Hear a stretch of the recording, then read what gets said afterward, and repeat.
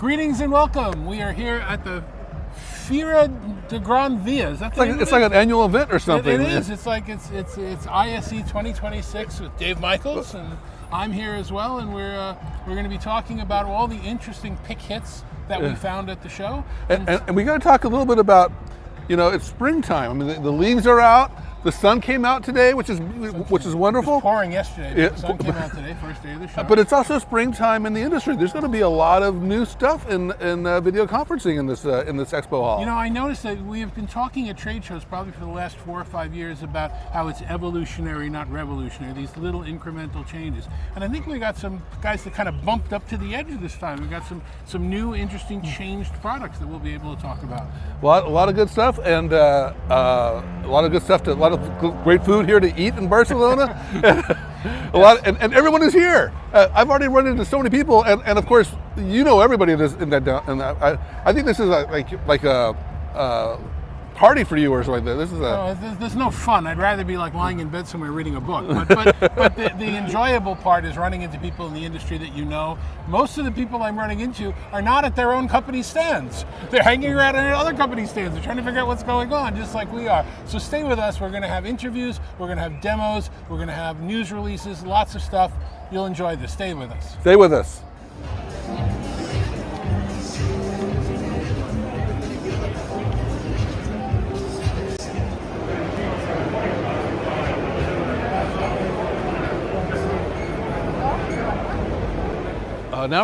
Now we're going to go check out the new stuff at Logitech, and we actually got to see this in advance. They did a pre-announcement. They did a pre-announcement, and I spent some time with them yesterday chatting, and we'll show you some of that chat where they were showing off their new digital and analog camera. It's kind of a mix, pan-tilt zoom and an EPTZ, and they have the separate one, and they have a new recess, and it's really a great thing. We should go take a look. And we can finally end the dispute about analog versus digital. We could never decide which is better. I don't think we'll end any disputes. Well, at least we'll see what some examples are. Let's go. Yeah. We're here at the Logitech stand at ISE, and we're here at setup day. This is Monday. The show doesn't officially open until Tuesday, but we kind of like to get the behind the scenes, the background. First of all, the Logitech booth, gentlemen, this is pristine for a Monday setup day. You've still got people sweeping out piles of sawdust around here, so you guys did a great job. Introduce yourselves. Sure. My name is Nathan Catino. I run strategic market relations and market insights for Logitech. Neil? I'm Neil Fleuster. I'm head of portfolio and alliances for Logitech in Europe. You're very familiar. I mean, I think we've done a couple our of first things. radio, David. Yeah, exactly. So, what's the big story coming from here? Obviously, we've picked your new camera, which is behind me, and I'll show some B-roll of that. But what's that story, and what are the other stories? So there's many different stations here. We're trying to help customers figure out what solutions we bring to the table to work from home, on a plane, on a train, all the way to when you actually physically go into the office. All the different size rooms that you need, all the different work areas that you need. We like to think we have something for everyone. So we're literally looking at our personal workspace solutions as well as our team workspace solutions in the entire stand. Okay. And what's the cool part about the new cameras? Well, I think it builds on our existing portfolio. We've been known for the kind of small and medium-sized rooms. That's where Logi has kind of made its name in the B2B VC space. But this really takes us into those larger, more complex spaces by being able to add in not just the PTZ and the optical capabilities of the Pro camera, but also the intelligence that the Rally Camera AI solution provides. I think the other really interesting thing about this is, whilst we've got them all on display, it's really a piece of invisible technology. We want the customers to go in the room and concentrate on their HR meeting, their marketing meeting, their finance meeting, not having this camera, in your face all the time, distracting you from that. So you'll see some of the setups we've got over there. Again, you show it in the B-roll. These actually kind of hide into the wall and kind of blend away and fade away. So again, go into the meeting room to concentrate on your meeting, not, am I pan-tilting zoom the camera with a remote or a touch control and all the rest of it. The AI part is the fact that, again, it's got the intelligence, so you can take your intelligence to your business process. It's just one of the products that you're showing here. We should talk about a couple of the other ones, right? Yeah. You just did launch some new headphones that we talked about a couple of months ago. The help me with the brand name. The Zone Wireless 2 Wireless 2. ES for business, as well as the Zone Wired 2 for business. Okay. So we have all those PWS products. We have our new Sora keyboard, the K980. We have the new MX Master 4 that's done really phenomenally well already just in the first quarter of its release. But then we also have other things, like we're showing dual sight, something we turned on in beta. I believe we were actually showing it in beta last year. It's now in production. We have Rally Board 65 Can I as have well. one? Yes, absolutely. Spot. The Before fact you- of getting yeah. occupancy sensing and all of those environmental details. So that was a great tour. I appreciate it. Some really cool products that you've had for a year, a couple of years, introductions. You guys have this flow of new products always coming out, so we have to stay on top of it. People want to get their hands on it. How can they find out, specifically in the US? How can they get more information about So it? in the US, definitely our website, logitech.com. That's usually the best place to start. If you happen to be at ISE this week, of course, come to 2K100. You can see all the products in person, but our website's the best place to start. That was a great booth video tour you did at Logi. I enjoyed that.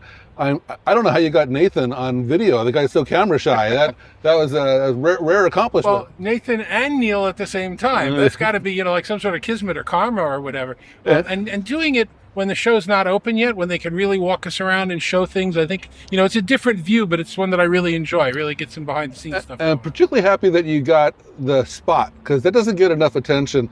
The Spot, it's not really an AV device because it's neither audio nor visual necessarily, but it's that millimeter wave technology, and it's just amazing technology.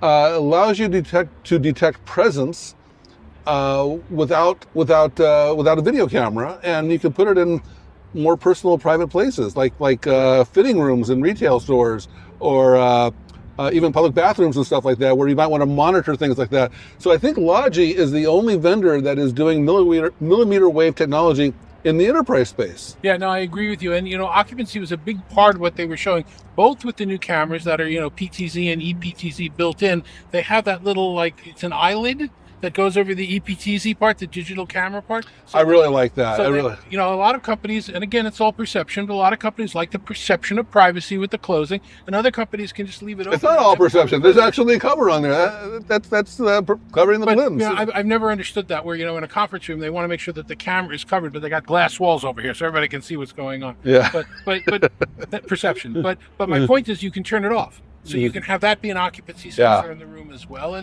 But that's not the killer feature. The killer feature of those new cameras is the in-wall thing, which I think is just so clever, and it just goes right in the wall. And anyone, I'm telling you right now, anyone who puts one of those cameras on a wall without putting it in the wall, I want to talk to you. We're going to talk.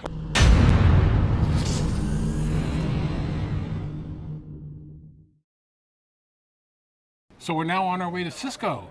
We are on our way to Cisco, and Cisco gets, they're going to have big announcements. You know why I know this? Why? Because they get a 2-for-1, because they have Cisco Live the following week. So every vendor wants to have big announcements. They get to have one set of announcements that they get to use at 2 shows. So they squeeze them together into one time and space. So you can expect at least 4, maybe 5 announcements. Now they've made a lot of announcements, but the last big hardware announcements that they made in collaboration in video were the camera, their IP-based camera. Yeah, it was an Infocom, right? Right, and then their microphone, their IP, so they're doing that was a year ago. The ceiling mic, yeah. Here. So let's go take a look and see what they have. All right, let's go.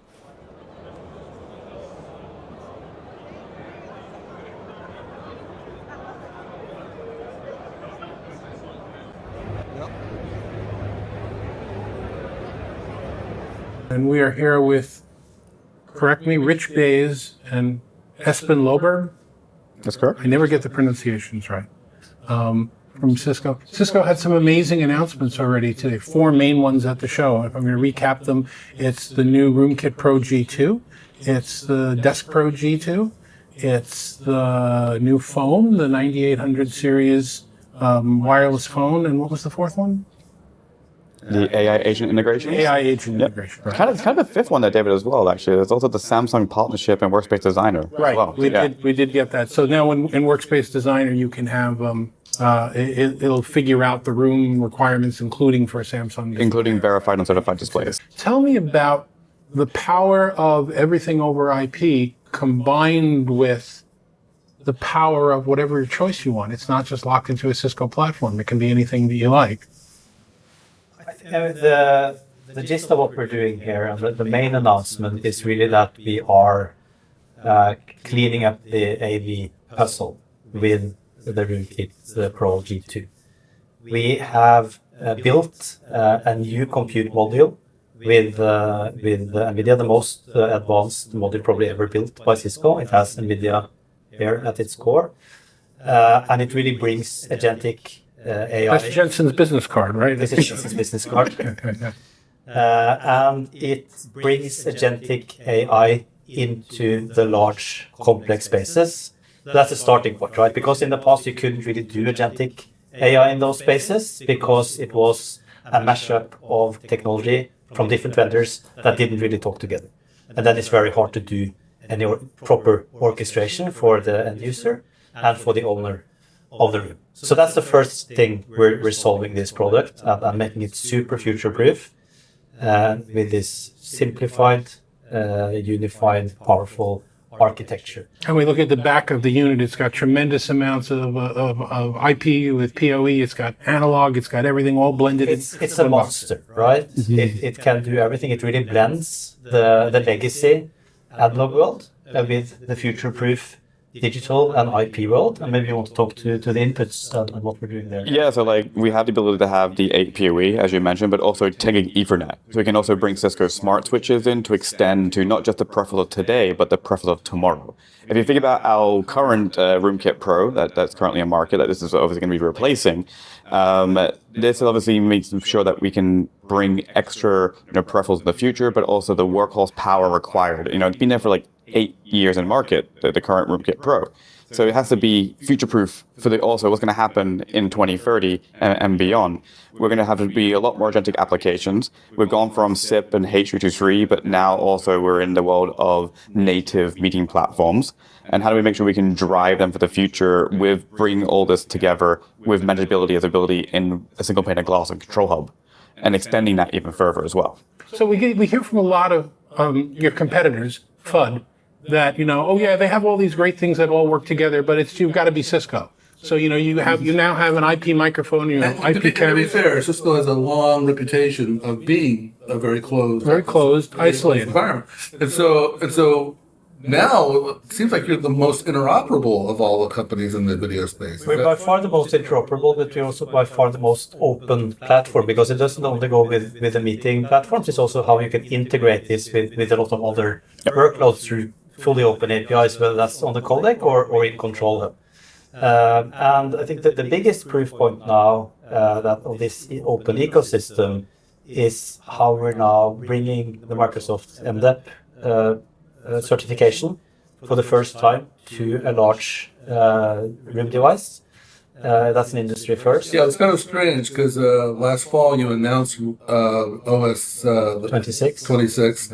And you didn't have a product. It was like you had this OS 26, but it had no product. So this is what you were thinking about. You had this. You may have known this was coming a few months later. We have known that it was coming for the last 5 years, and we actually consciously kind of pushed out the announcement of the hardware to focus, making sure that the software platform was rock solid and ready for these agentic workloads, right?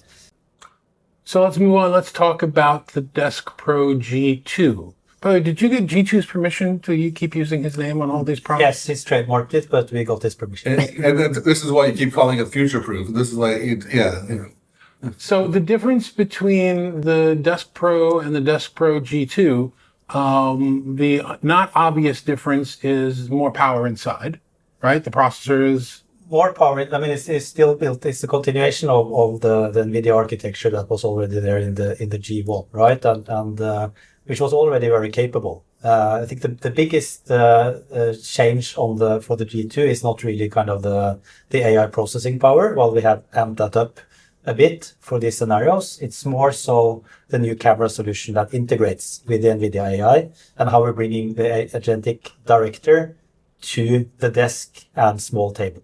So I wanted to talk about the camera because the camera is very interesting on a device of that size. It's two cameras side by side, each one with a slightly different role, right? One is narrower, one is a little bit wider. But with two cameras, that also brings it back into the capability of capturing spatial video. Yes. Is that in the back of your mind as you're going through this? It was a conscious decision going into this. Like, I think we see, spatial meetings and 3D content is definitely growing in the world. We've had obviously quite success with the Apple Vision Pro and WebEx platform to bring those experiences from the hologram back in the day to where we are today. And we see a future where 3D does play a role. And we want to make sure that these devices are future-proof and ready to unlock those experiences. And I think I'm excited for the next couple of years and what's happening in that space. So when you released the capability of doing spatial meetings in the room systems, it was just a free software upgrade. It's the same thing here. It's a software upgrade. Yeah, same thing here. You put this device on your desk, you join a WebEx meeting. If you put an Apple Vision headset on, you can be seen in 3D in that headset. Why do you think 3D might work in the future? Or what has to change? What has to change for this to go mainstream is 3D displays.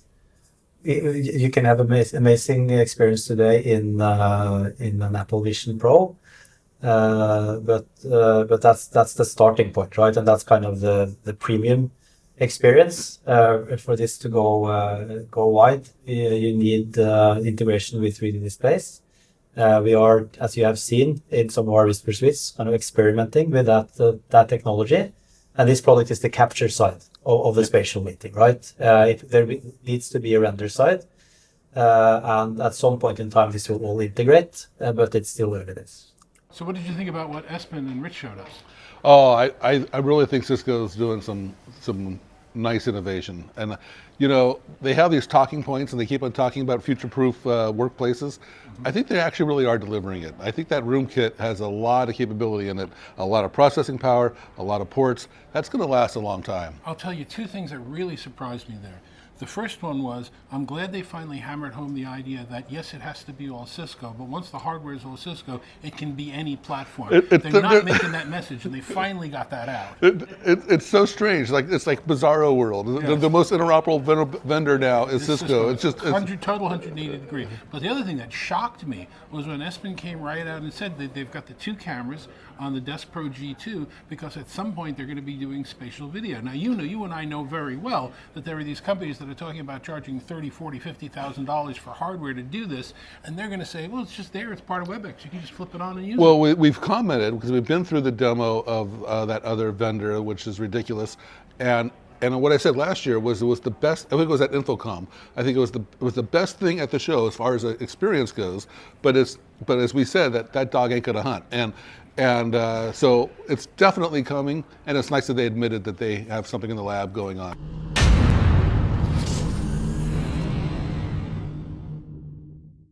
So we're on our way over to the Nariva booth, but we just came across this map, and I don't think a lot of people realize how big this conference actually is. Yeah. Let's take a look at here. This is the Fura Gran Via. Huge conference hall. So this is the 7 halls, or 6, 7. Almost everything that we're going to is in Hall 2. Which is labeled Unified Communications, but it should be labeled MDEP. And so almost all the vendors are here. We've had a few vendors out here. Crestron is over here, and we over. have some of the display vendors here. Shure is over here as well. And over in the past, we've seen innovation startups over here. A couple of people there are interested in taking a look at, but almost you are here. Almost everybody is over here right now. And Microsoft is there. This here is the taxi line, by the way. Yes. He's actually accurate. It is the taxi line. That's Hall 1. We had some vendors in there last year, but not this year. So what are we going to look at Nariva? Nariva, they're doing some brainiac things. They're doing a lot. They got the best audio in the industry, as far as I can tell. And so we got to get an update on them. They got the HDLs, they got the HDXs, They got all kinds of stuff. So let's go get the update. Okay, I agree. Let's go take a look. Good. Okay, and James, what's your role at Nariva? I am the VP of products. Okay, you're the VP of products. So you're the person in charge of all the new products that come out. Yes, yeah. Not the engineer, but yeah. We handle all of the product management and industrial design and user experience. Okay. Yeah. So we've been talking about the HDX for about a year now. Some of it was NDA, and now you revealed it last year, I think, at Infocom. And we actually saw it demoed the other night, and we'll play some video of it. Well, welcome everyone. I'm James, this is Adam, and we're going to give you an overview and demonstration of the new HDX series. The Nariva HDX series is designed to deliver exceptional audio experiences, both for remote participants and people in the room. The audio bars, they contain a two-way speaker system in the bottom, two-dimensional microphone array in the top. They're designed to be wall-mounted and available in black and white. And then the pod is just a microphone array. and it's small and light, designed to be mounted on the wall or on the ceiling. So it also includes a T-bar rail mounting kit. And then we've got all of our AV connections in the back. You can connect it to the LAN and the intranet for remote device management. And there's a calibrate button on the front here. So Okay, well, no, don't go so quickly over that one. So obviously there's a physical installation component. You have to put them in the right place. You have to mount them, and you have to wire them. So you need contractors to do that. But then after you've done that and you've plugged everything in, that's your audio programming guy, right? Exactly. You press that button, and everything happens automatically in the room. yeah, and so through the calibration process, we send out a blast of, it sounds like white noise coming through each of the speakers sequentially, and all of the microphone arrays listen to the response or the sound reaching them from those sound blasts, and the system uses that information to determine where all of these devices are located in the room relative to one another. And then that allows us to use our microphone mist technology and essentially allow all these microphone arrays to work together as one giant microphone array.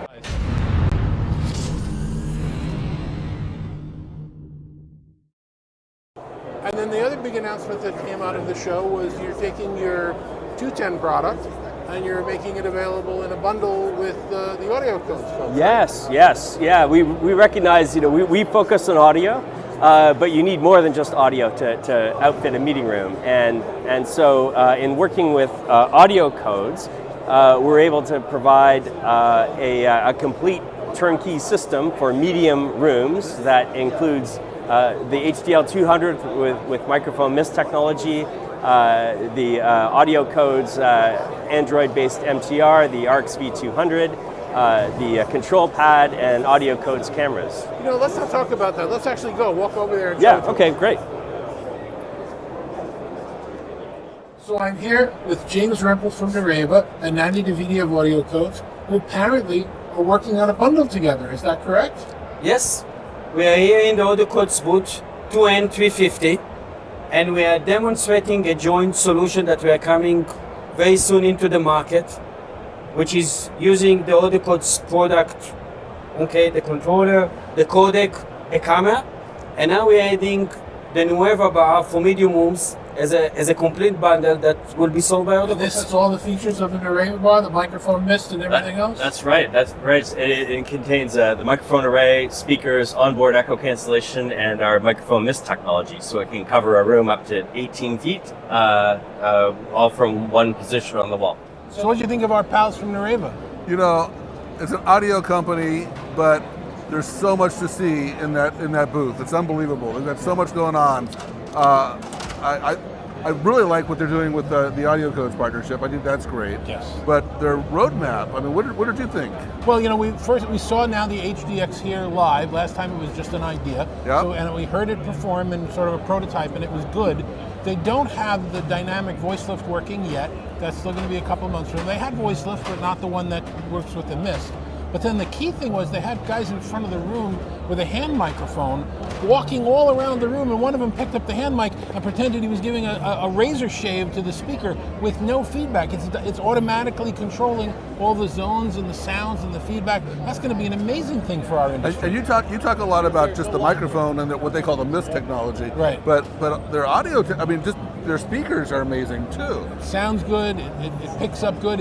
And as you pointed out when you had your private conversation with Dave, David Martin, who's one of the founders of the company, they're worried about not just the audio on the far end, but the audio actually in the room. With the Auracast. With Auracast for people that want the assistive listening. I think they've got some really amazing products there. And we did see that bundle with Audio Codes. I think that's one of many companies that are going to start simplifying their audio instead of these very complex to program systems.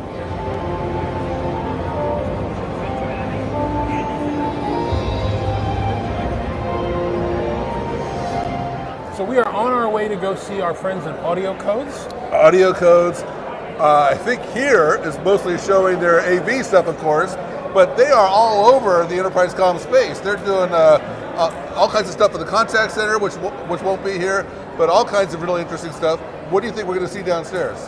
They re-emerged, focusing a lot more on security. So they have some on-prem solutions instead of having to go to the cloud. And they've got a high security phone they announced, which is one of our pick hits for this year. Phones. Who's doing phones? They re-emerged as an audio phone security company, so we'll definitely go take a look at that. Let's go check it out. Absolutely. I'm with Natty Davidi at the AudioCodes booth at ISE26. Something new in your booth. This was not here last year. What is this? What is Yes.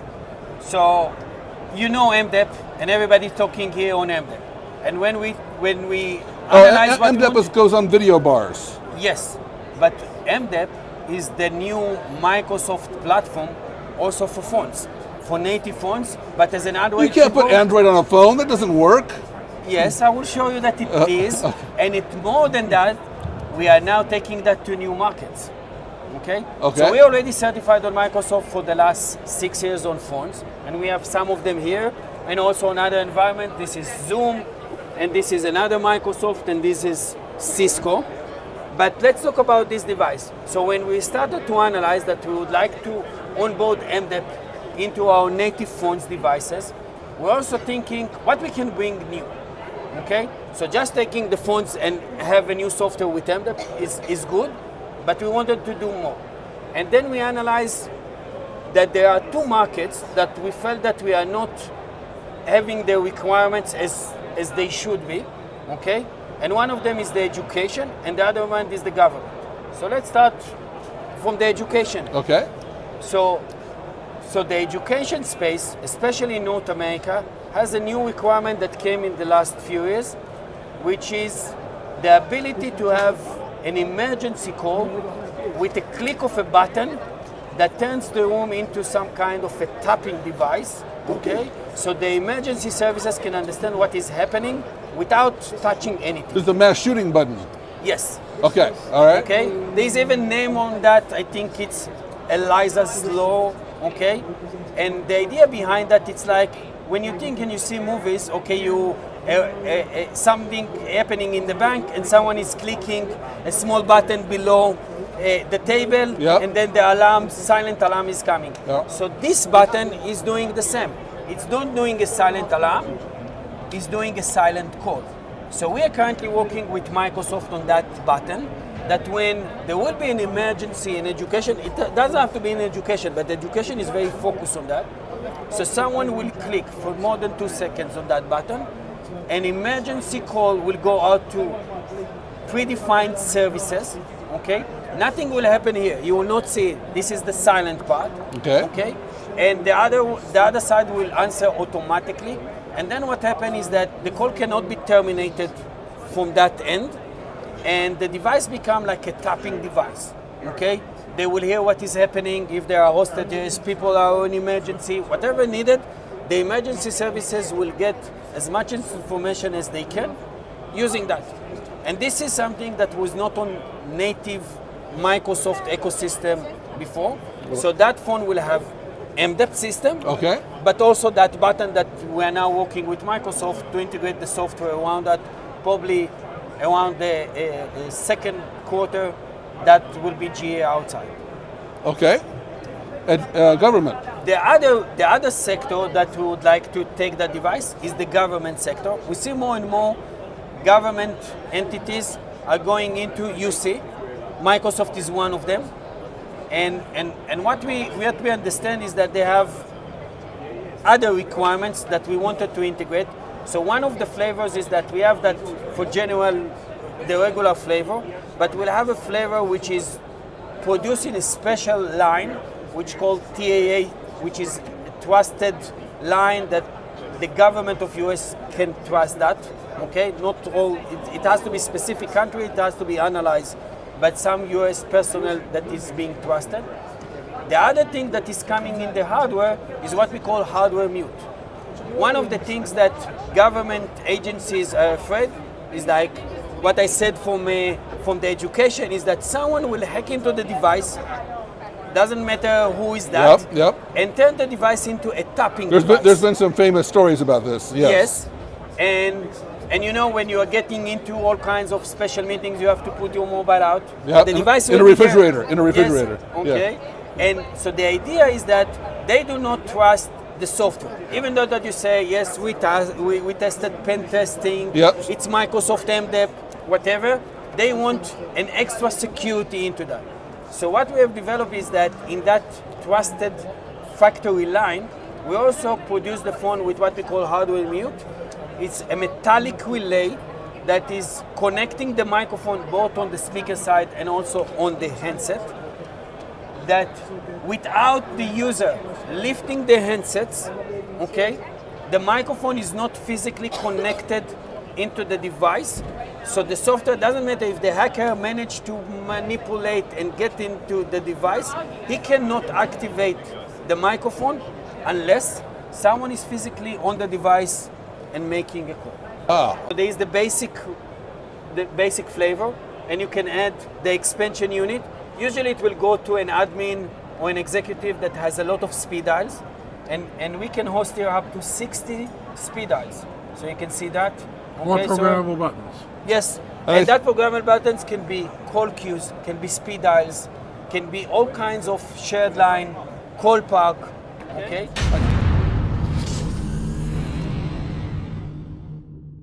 Great story. And we also had the experience of looking at that new phone, which is our pick kit from them this year, which had the silent alarm on it, and it also had that off-hook, on-hook feature where the microphones are only active if you pull the phone off the receiver. Metallic disconnection. I love that. I think that is so important.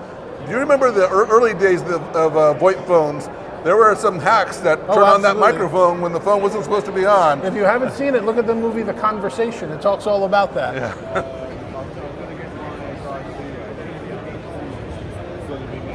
We're going to meet Yannick over there from Barco. We were in Kortrijk. I'm looking forward to this conversation because this event, is sponsored by MDEP. I think is the official sponsor. Not exactly, but yeah. But a lot of it has been a very similar MDEP story, right? And I think we're going to get a different take on it from Barco. Yeah, because again, they had introduced the product, but they didn't have it yet, and now hopefully they're going to show us a certified product. All right, let's go. Let's meet Yannick. All Okay. right. So, hi Yannick. We saw you in Kortrijk, your headquarters in Belgium. Yes. I saw you at Infocom. Exactly. What's happened? Give us an update. Okay, so in May we announced only to analysts, and then in June in Infocom we announced our ClickShare Hub. Yep. So based on a new platform for us, based on MDEP. And then meanwhile, between Infocom and then now ISE, we worked a lot together with the Microsoft team and the Sennheiser team to have our first bundle certified. So that took us half a year. Learned a lot of lessons. Look at your booth here; it's huge. Now, see that great new button there? Yeah, look at that. So that's what I was going to ask you about. There's a lot of MDEP at this conference. Yes. But nobody else has a button. Tell me, how did you get certified as a button? Was that an easy thing or a hard thing? Well, for us it was new, I think, and I think it was also new for Microsoft, for Sennheiser as well, because it's like Microsoft. It's MDEP based, it's modular, it's button, so a lot of new things all in the mix. Because so many of these MDEP products seem kind of similar, and they're touting the same benefits, but you had to create a whole new classification. Is that accurate? Yeah. Well, indeed, one of the first modular, adding a button to it. So that's that probably took a little while. That took a while, but we are very proud that we can finally show it here, and it's shipping. So it's not just showing, but it's really already in the field. And by the way, we have already a new customer in it is in France, so it's really real. It's in the market. The button's being pushed. Exactly. All right. Will you give us a demo? Of course. All right. We're in the Barco stand this morning, and we are looking at Barco's first Teams certified bundle on the new Barco ClickShare Hub. Exactly. Got it right. Okay. So the first bundle is the Barco ClickShare Hub, but it's a bundle, of course. So, and it's a bundle with the Sennheiser. We have two bundles that are certified.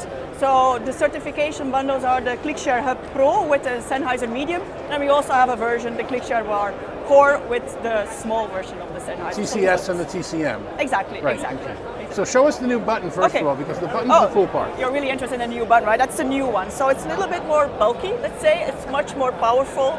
The most important thing, and I think a lot of IT managers will love it, DP Alt. That means that for the companies, they do not need to install any software, so you can just click into the laptop. For guests, it will always work. You just click and you can share. So if they allow USB connections, it has the full function of the hub. And if they Exactly. don't allow USB connections, it just works like a display port. You just get the display output. That's Exactly, awesome. exactly. That's so it'll awesome. always work. It's simple, but it works, and that's what people really like. But I guess you want a demo, right? Yeah, what are the components? Okay, so of course the ClickShare hub comes with a kit like any other room system. So we have the ClickShare control panel here. We just want to do a call. It's like similar what you see always. We just join the call, right? And then the call will start up. But when the magic really starts with the ClickShare hub, that's when we want to share content. So that's where the famous button starts in. So wait, before you do that, we're talking about this device here. Yeah, that's the base unit. We unit. have mounted it here so that people can see the connections, etc. And normally you don't see it. But we are very proud of it, so that's why we show it here on the booth. But again, about sharing content, just plug in the button. And as you know, you just have a look at the circular LED. Once that is fully light up, then you know you can share. Let me show you here. Voila. So that means like you're ready to share.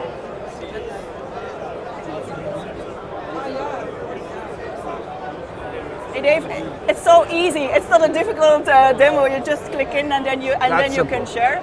And now, what's the point? I think that is the critical or the most important thing is because it's that easy. People forget like what use cases it might help you. Think about you're in a meeting and you have a guest. Like if you're visiting Barco, you have a customer, you have a supplier, and they need to share. They need to do their pitch.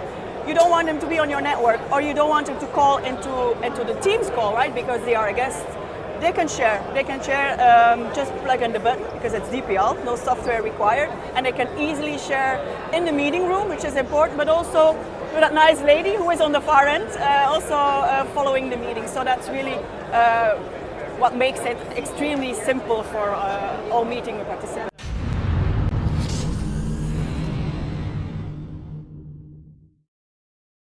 So that was really exciting, taking a look at what Yannick was showing us in the booth. There are a couple of really interesting things. Obviously, they've got they're very proud of the Teams certification they got. They should be. Sennheiser bar, and they can't really say it, but we can. They're going for certification with some of those other products that they showed us there as well. Well, they had both Logi in the booth, and they had was it Sennheiser? So they're certified with Sennheiser. They had Logi. They had a Shure audio piece with the Hudley crew, and they're obviously going to try and really be the And that makes sense because the button is a universal type of. It should be bundled with these other. It makes a lot of sense. But I want to highlight because that ClickShare button has been around for a long time, and I think a lot of people might think that it's been trapped in time. But these new buttons are not Very your dad's different. buttons, right? Yeah, not your parents' buttons anymore. A lot of companies loved it and used it because of how easy it was, but a lot of companies didn't because they kept their USB ports locked down. They solved that. They solved that. They did. David, what are these razzles? These are razzles. What are the razzles is was the question of the ages when I was growing up. These are advertised on TV because when you bite into them, they're powdery like you're eating a candy, but then they become a gum. So the commercials were, is it a candy? Is it a gum? And it made me think of that when we're on our way to go see our friends at Neat and the Neat Board 32, which is one of our pet kits from the show. Which is clearly a board Well, drawn. Is it a personal device for a desktop? Is it a huddle room device? Is it a candy? Is it a gum? I don't know, but I got some candy and some razzles. Let's go find out if they think it's a personal device or a huddle room device. Hey, it's Dave Michels from TalkingPointz. I'm with Helene Garcia and Dave Danto behind the camera over there. There he is. In front of the, how did he do that? Okay, so we are in the Neat booth at ISE26. Yeah. This is the first time you're showing the Neat 32 board. Yes. The board 32. Neat board 32, Neat right? board 32. All right. What else are you showing here? So we are showing Neat devices on Google Meet, so running Google Meet. We are showing our center of table devices. And Daisy with a- chain, 2 centers, and Not daisy chained. Not daisy chained. Network connected. But you're also showing 3, but not here, right? Right, correct. So we'll soon be able to support 3. So we're showing 2 here, not daisy chain, network connected. And then we are showing on the other side some of our integrations for larger rooms. So we've got Shore connected over on the other side, and we're showing some of those audio capabilities to support larger rooms. You're showing a lot, and I can tell you a lot are seeing what they're showing. This place is packed. So. But I'm not done with what we're showing. Oh my! You got more? We're showing There can't be more. We're showing Neat Open today for the first time. Neat Open is really about addressing challenges that folks have in meeting spaces, and meeting spaces in particular, where they've outfitted the space from a BYOD perspective. So you've got customers that have standardized on, Zoom or Microsoft Teams or Google, but they might have some BYOD type spaces.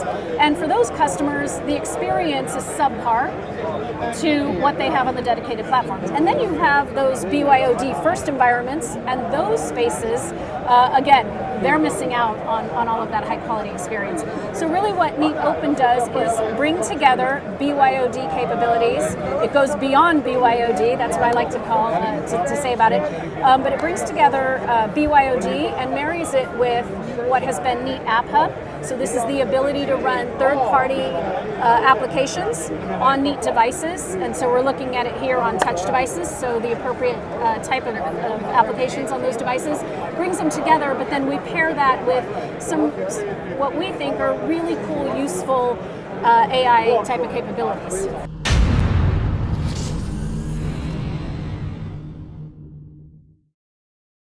So David, what did you think of Neat? Well, I think the 32 is great. This is the first time we've actually seen it where it's ready to ship. It's not just a prototype.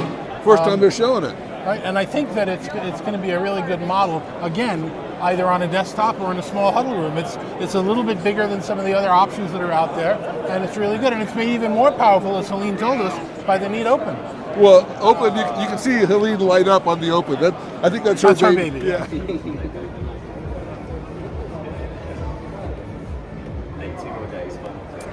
So David, we've been seeing lots of room systems and lots of solutions for conference rooms and meeting rooms, but we haven't seen a lot about hybrid office. I thought we'd see more of that at this show. Well, that's actually our next step. If you can kind of look back there, that's AppSpace back there. AppSpace is an interesting company where, they started in the digital signage space where you could put content on your Teams room and your Zoom room, and those are their partners in Cisco rooms. But they've kind of tied together a whole bunch of different modules around room booking and intranet and other. I'm going to do a bad job explaining it. Why don't we go take a look at it and see what they have Let's to go. say? Okay. And we're with Thomas, and you have your own acronym for your last name. How do you refer to yourself? Yeah, call me TPDF. It's a registered trademark. TPDF, registered trademark. Registered where?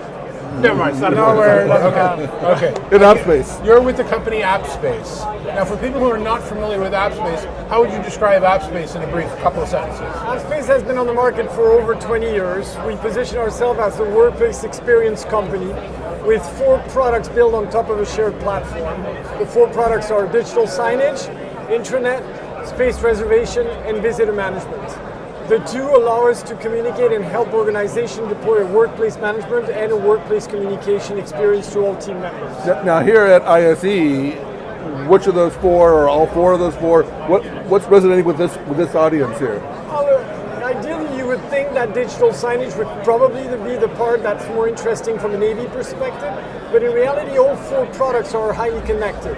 For example, digital signage is about employee engagement, connecting you, but when you go into the office, you need a desk, you need a meeting room in order to work.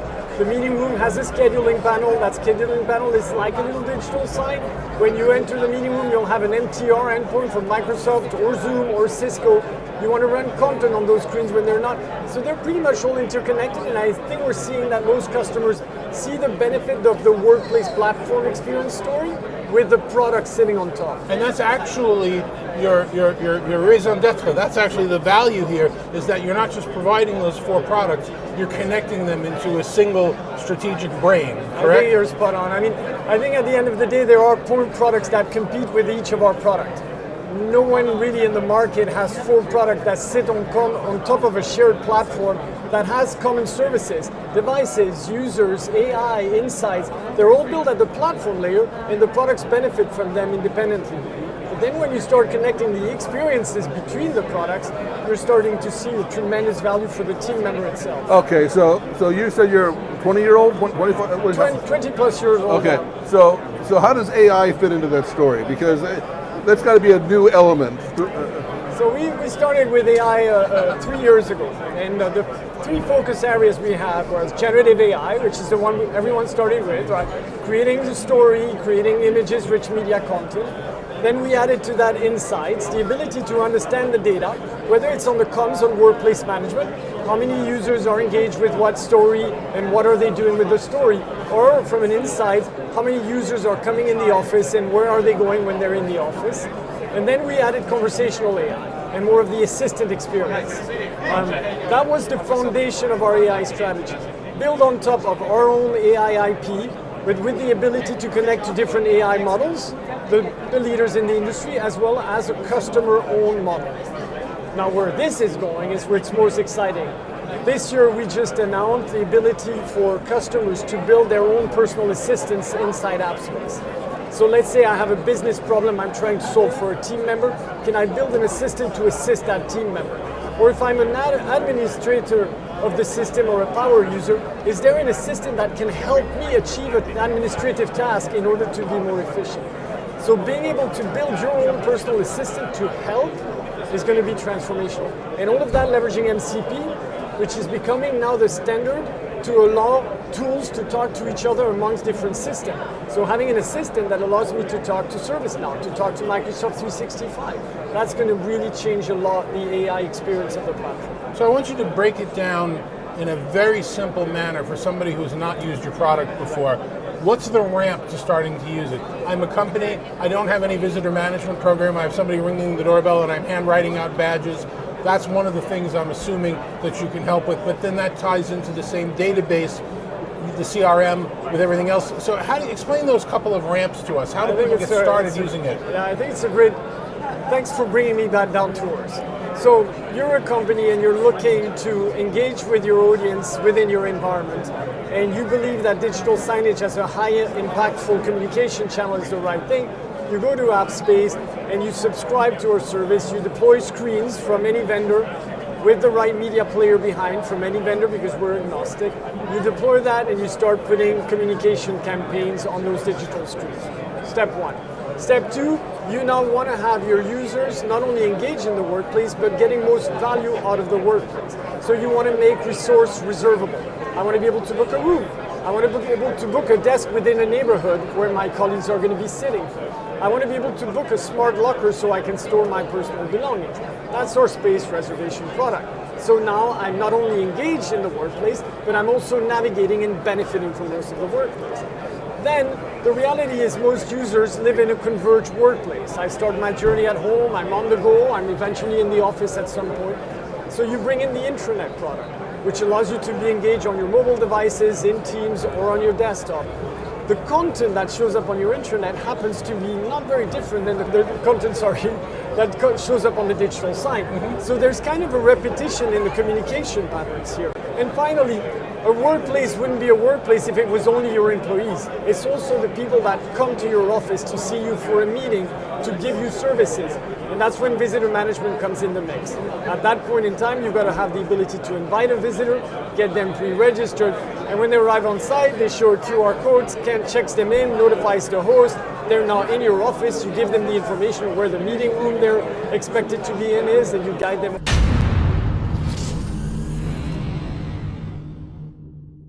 You know what they say, some days you get the bear and some days the bear gets you. You know, there hasn't been a lot of great swag at this event, but I got a bear, and that's what matters. And the bear's holding your microphone. AppSpace gave us the bear. AppSpace gave us an idea of what you can accomplish when you connect room booking and visitor entry and bears and digital signage and all of that into one brain inside your organization and bring it all together. And I think it's a really innovative product solution, software solution. I really like the way they had all these different modules that work together, and they were standalone modules that integrated and worked together into a complete solution. So, and I was mostly impressed, they have the touch panels you have on the wall for scheduling. They can convert those touch panels to little digital signs that say, welcome TalkingPointz to the room, automatically timed for when we go into the room, then it shuts off and goes back to normal. So I think it's a really powerful solution. You guys should take another look at it if you haven't, and it's definitely one of our big hits for this year.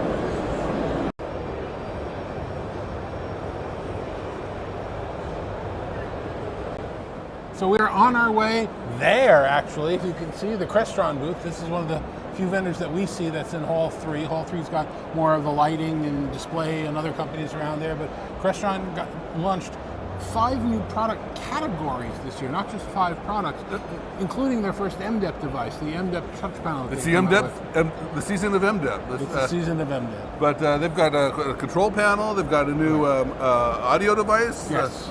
Let's go see it. Okay, we're going to go see Joel Mulpeter. Sure, I'm Joel Mulpeter, Director of Product Marketing at Crestron. All right. 5 announcements? Isn't that a lot? I mean, come on. Did you have to have 5? You have to show up everybody else? Yeah, it is 5 new products that we're very excited to bring to the market and show to all our great customers. What are they? So we have the Collab Compute, so brand new compute for Teams rooms and Zoom rooms, core of hybrid meetings, new touch panels in the 80 series doing scheduling, UC control and general Crestron control, new camera in the i12D, a part of our One Beyond lineup, a new audio platform called DMNEX Intelligent Audio that scales from huddle to high impact, all based on AV over IP, and then a new process for deploying Automate VX with our auto measure cubes that uses computer vision to get very accurate measurements for Automate VX. So I'm tempted to go down the One Beyond because it was One Beyond, and now it's like you keep on adding stuff to it. So, but I want to focus on the Collab Compute.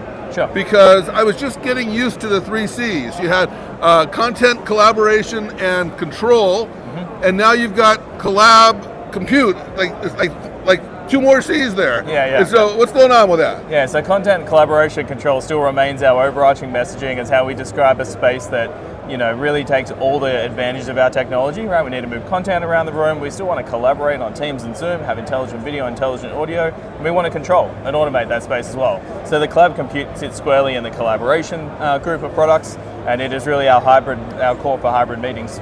And what's hard for, because people like me associate you with Collab, but obviously you do a lot more. You got the Collab and like the back 40 of your booth here. You got what's going on in this booth? You got a lot going on here. We do, yeah. So we split the booth up into that content collaboration control story. So the whole content area, it's all about how we move media around meeting spaces, high impact spaces, auditoriums, so AV over IP, DM essentials, and air media. And then as we head into the collaboration area, the compute, the core of the meetings, intelligent video with our cameras and intelligent audio with our new platform.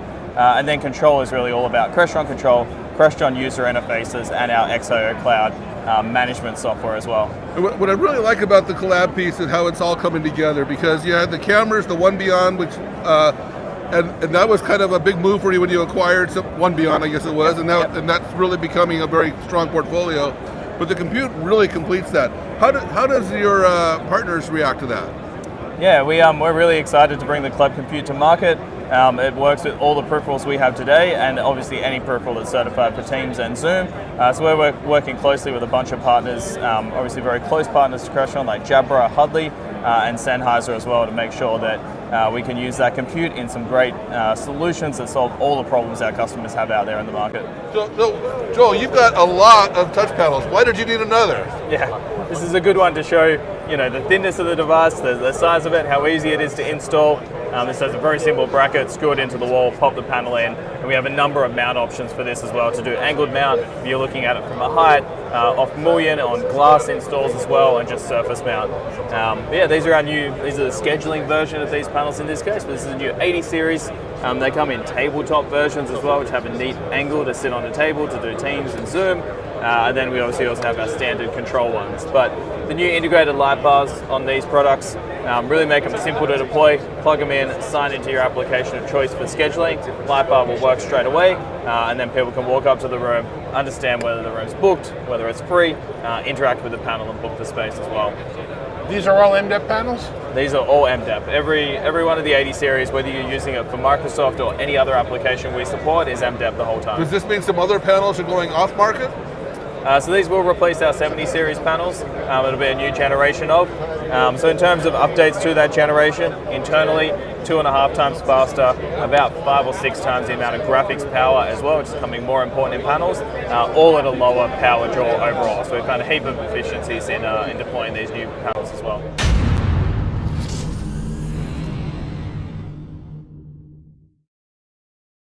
Well, David, what did you think of that Crestron visit? I think, you know, they've not just created some new products and new pieces, but some new product categories, which is interesting. It's very interesting to see they have their own compute now. So instead of using, you know, like an Intel or a Dell or whatever else comes off the shelf, they now have some solid control over how they'll be interfacing with the brains of those systems. The story is really coming together. They got that 3C thing going on. They've got their own cameras. They got their own compute.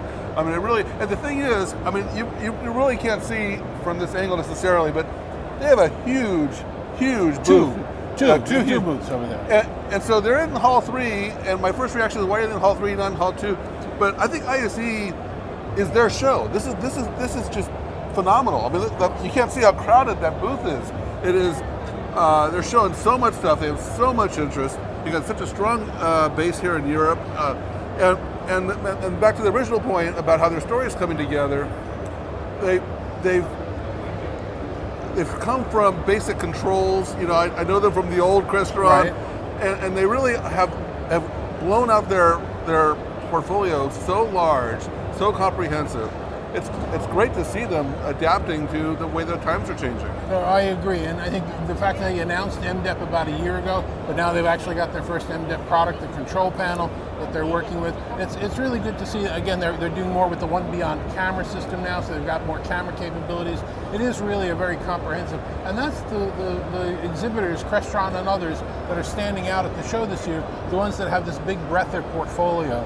So it's not just a display or a compute or a camera, but they're telling the whole story now. They can do end-to-end, and by doing that, they can control the experience a lot better. Let's try to get a picture of this booth here. The other camera, which has better resolution.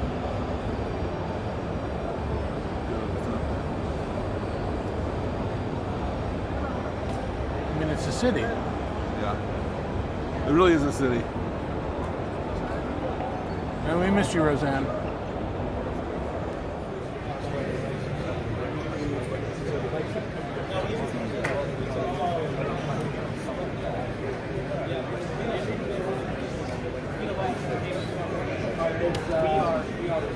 Well, that's another ISE in the books. Another one, and until next year, I guess. Well, we have a bunch of other shows between now and then, but this is a good event. This is actually a surprisingly productive and impactful event this year. Yeah. And you know, I think ISE is becoming ground zero for video conferencing equipment. Yeah, absolutely, and especially, you know, with Microsoft not being at Enterprise Connect this year, but having such a huge presence here this year, I think that's a statement that's being made for the industry that this show is only going to grow in importance. Well, I mean, because Microsoft's more of the software platform side, and not all of those vendors are here, but I think 100% of the meeting room equipment makers are here. And a lot of them with announcements, and a lot of them won't be at Enterprise Connect or other shows. And so this has really become the focal point of the industry for this event, this ISE conference. And one little tidbit for you guys, just so that you understand some of the background and behind the scenes stuff that was interesting. 2 of our pick hits winners this year were Logitech and Barco, and you saw that we spoke to them, but they switched places in the halls this year. It used to you walk right in, and the Barco was first and Logitech was second. So I didn't know why they did that or what the reason or what the politics were. So I went up to our friends at Barco and said, so why did you switch places with them? And our friend there said, well, it's because the ladies that were standing at the front desk saying it was getting too cold by the entrance, so they wanted to be further in. So that's why they switched. They gave it up so that they could be a little bit warmer. Hopefully wherever you are, it's warm and toasty and you've gotten a lot out of the show. We'll see you on next week's UC Weekly News. Take care. Thank you.